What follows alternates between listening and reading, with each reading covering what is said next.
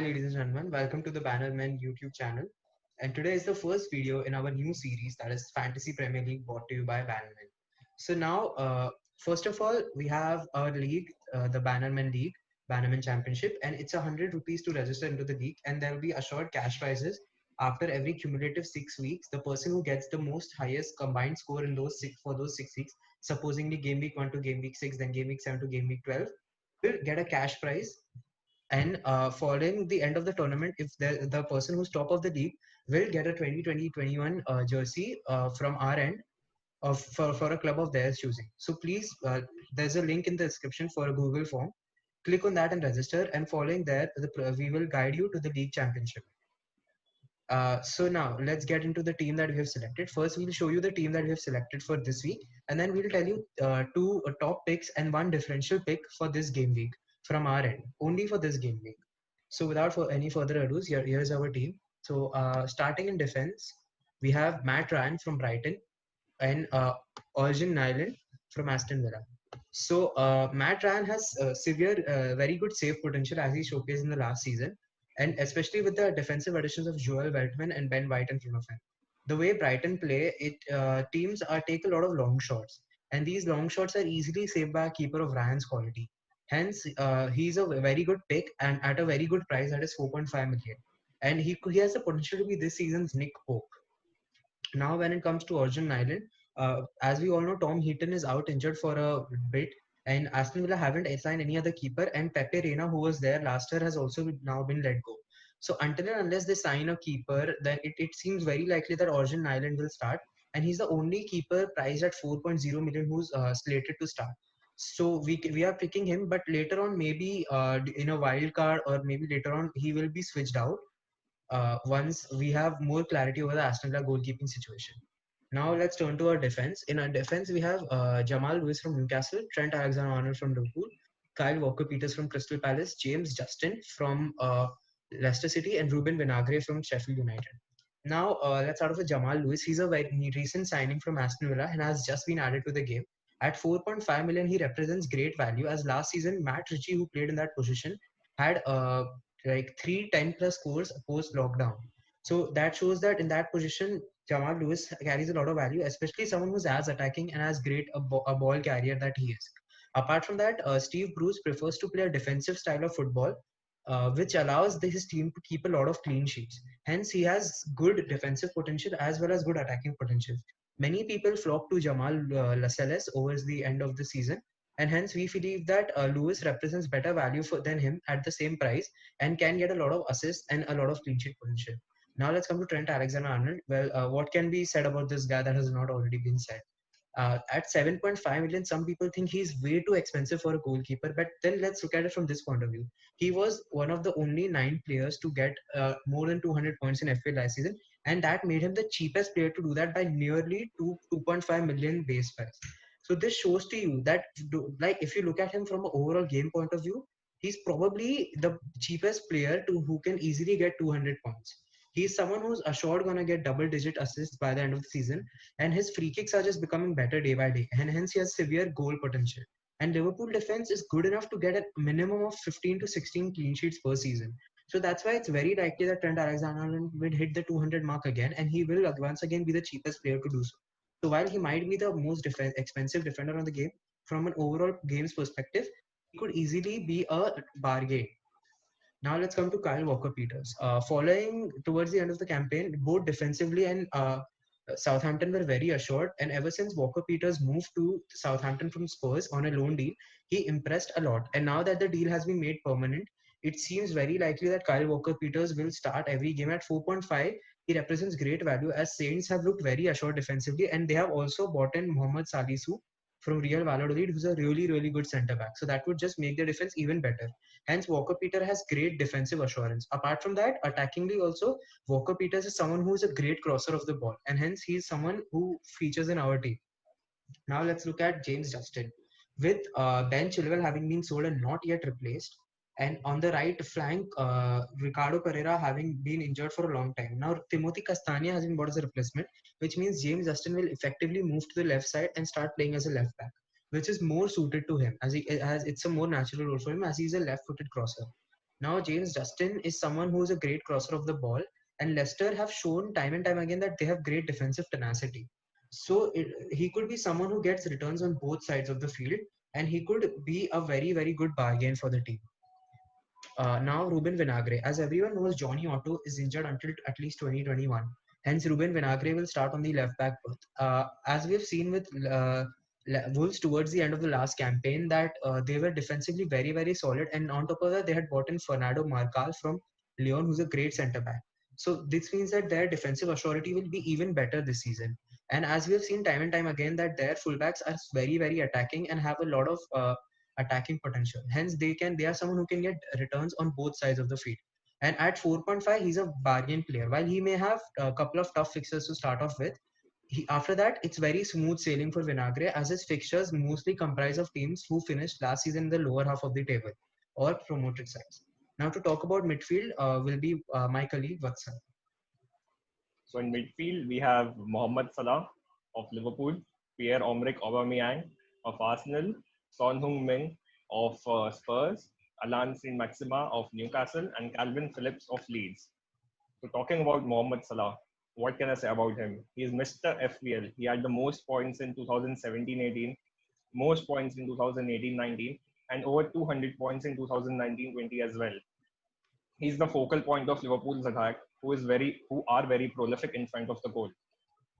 And speaking of Pierre-Emerick Aubameyang, nobody has scored more goals than Aubameyang since his debut in the Premier League 2 years ago. And we all know how devastating he is. We have even seen him score in big games like in FA Cup semi-finals, finals, and even the Community Shield. He has scored 16 goals in 23 appearances under Mikel Arteta, and because of the addition of Willian, it will and the return of Danny Ceballos on loan, so Aubameyang will have more chances than ever to score. Now talking about Son Heung-min, Mourinho's style of play is usually through the wings, so Son will benefit from that, and he even scored 13 goals in 26 appearances under Jose Mourinho, and his form in preseason has been excellent as well. He has scored 4 goals in 4 games in preseason, and and he worked really well with Harry Kane towards the end of last season after the restart. Alan Saint Maxima is one of our two budget midfielders. At 5.5, he represents a very good value for money midfielder. Towards the end of last season, as in after the restart, Newcastle scored 13 goals in 9 games, and Alan Saint Maxima had 3 double-digit scores in those 9 games. So which is why we are taking him, and also because Newcastle have signed Callum Wilson and even Ryan Fraser. So because of that, we are thinking that Newcastle will score more goals than ever, and that is why he's a must-have.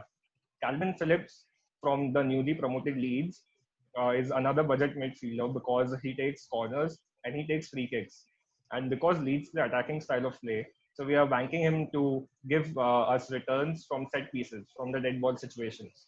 Now, my colleague Yash Fallo will talk about the attack. In the forwards, we have the trio of Timo Werner, Che Adams, and Dominic Calvert-Lewin. Let's start off with Timo.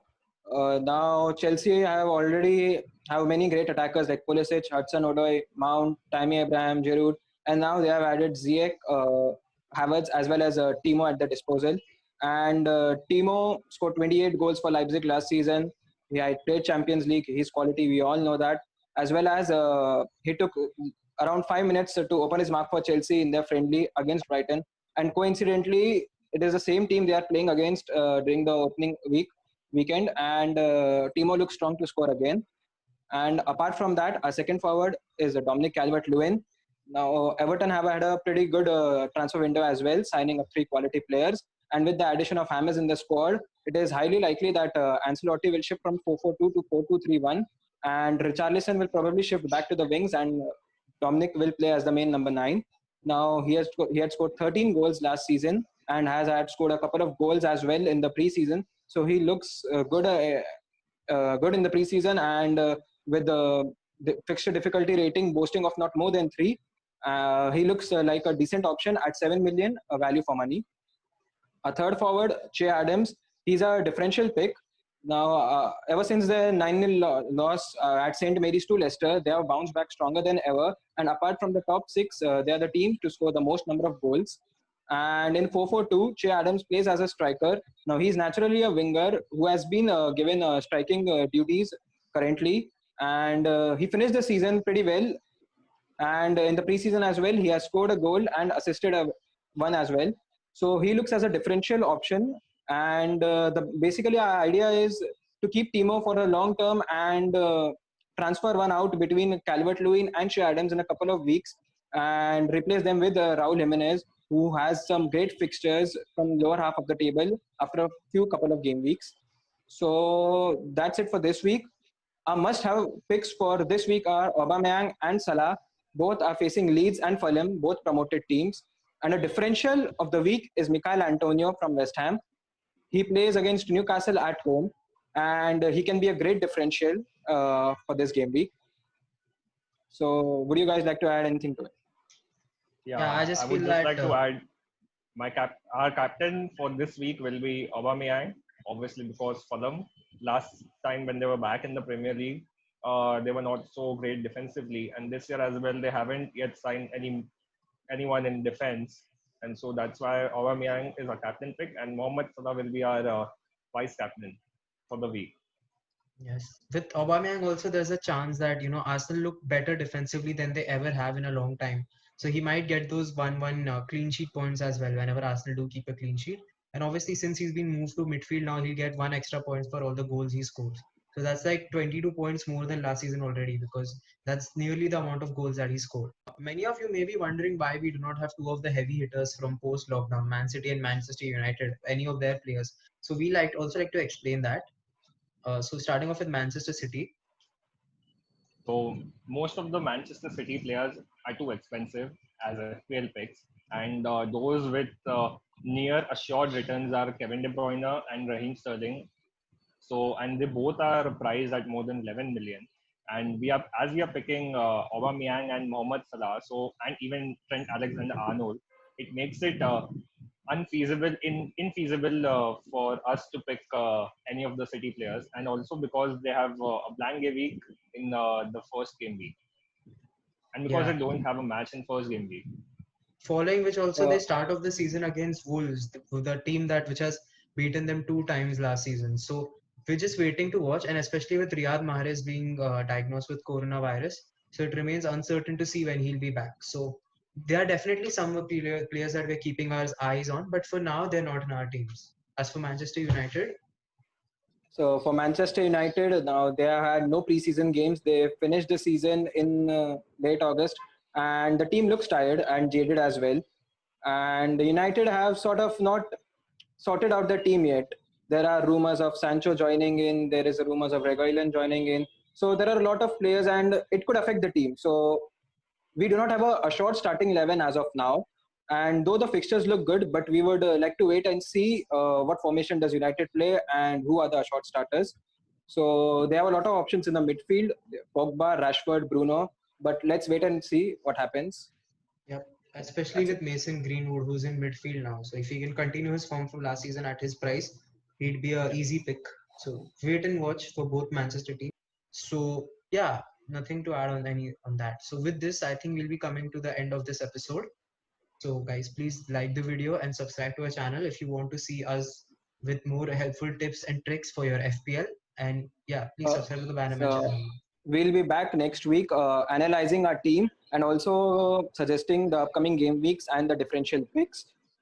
Please post your teams in the comments down below and hit a thumbs up if you like the video. And we are all excited for the upcoming game week. So sit back, relax, and we'll see you soon. Thank you. And please register and join our league as well. Thank you.